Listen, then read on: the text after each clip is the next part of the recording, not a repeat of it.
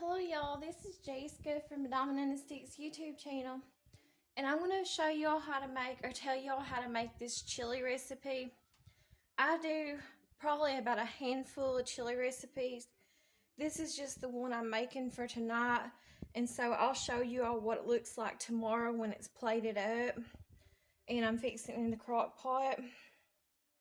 And it does make a mess when you're making this chili. Hello y'all. It does make a mess whenever you're making this chili recipe. You'll get the floor, everything dirty because it takes a lot to make it. So what I did is, in a frying pan, I fried up 2 small packages of hamburger meat, and then I chopped it up with my chopper and just make sure it's good and fried up good. And then I also, while I was frying up the hamburger meat, excuse me, I got the burps tonight. Anyways, I fried up 1 package of mild Italian sausage in with the hamburger meat. Excuse me, sorry. And I actually stopped at Wendy's, y'all. That's what I'm burping up. And I stopped and got me a hamburger meal. It had been a while since I got one, and I didn't feel like cooking, and I knew it wouldn't be done in time for me to eat, so I stopped at Wendy's and got me a hamburger meal. That's why I'm burping so much, y'all. I'm sorry and stuff. But anyways, whenever you fry up your hamburger meat and your sausage together, make sure it's good and done and brown and chopped it really in small pieces. You also want to add in an onion, but you don't have to add in as many onions as I did. But I added in 3 of the yellow sweet onions. But I love onions, so that's why I did it. And I did make sure my onions were finely chopped. And also, if you want to, you don't have to. I didn't do it, but sometimes you can add like maybe a teaspoon of olive oil to your pan while your meat's frying up and stuff. But I didn't do that. And then whenever I had my meats in the pan and it was frying up and it was chopped up and everything, I added in lots of pepper because I like pepper. And then I added in a little bit of salt, and I turned it over and just made sure everything was mixed together good. Then I drained the grease in the trash can. And after that, I added my meat to my crock pot, and then I started putting in all the other ingredients. Here's all the other ingredients that I used.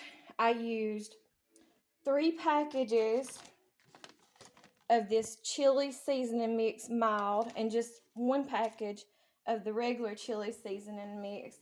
The grocery store I shopped at, unfortunately, they didn't have a lot to choose from, so that's why I got what I got. I was looking for actually name brand on that.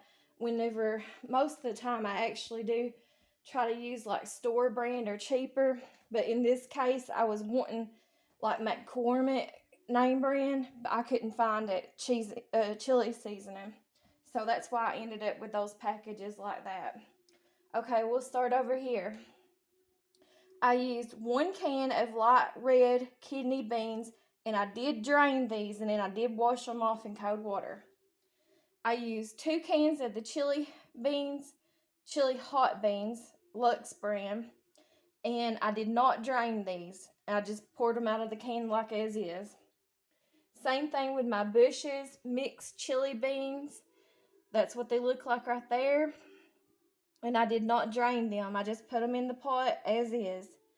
I used 1 can of this dark red kidney beans, and I did drain it, and I did wash it off in cold water. I used 1 can of the pinto beans, and I did drain them and wash them off in cold water. I used 1 can of the pork and beans, and I did not drain them. I just put them in the pot as is. I used 1 can of this right here, Red Gold brand diced tomatoes. It has garlic and basil and oregano in it, and that's about all the garlic I put in this batch of chili was just from that little bitty can right there. I didn't want to overwhelm the garlic flavor in this batch of chili the way I'm making it.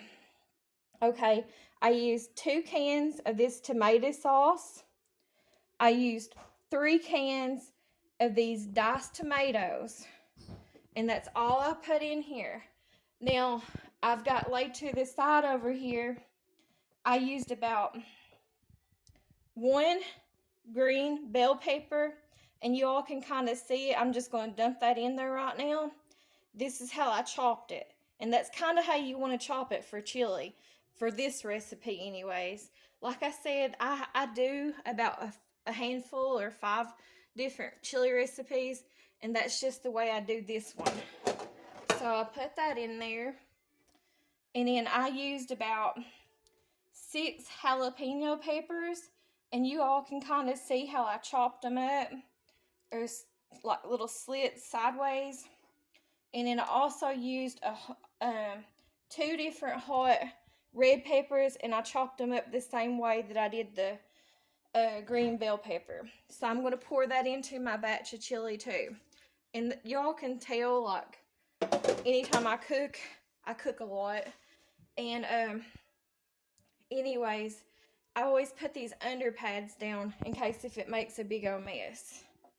And then here's the rest of the jalapeno peppers. And the only thing I might add in here as it cooks, I'll just have to wait and see, is maybe like a half a thing, not even that, of water. And I'm going to wait and see what it tastes like before I do a plate up.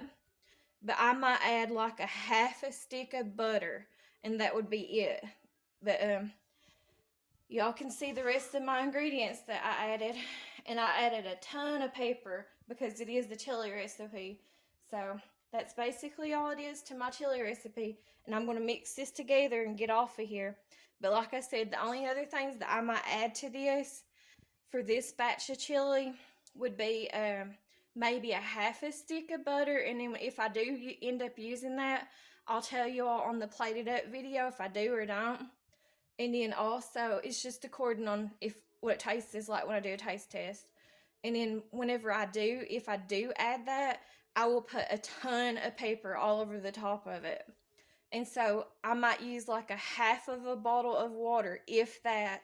But we'll just have to wait and see. Anyways, guys, that's my chili recipe. Thank you all for watching, and I will talk to y'all later. Thanks. Bye-bye.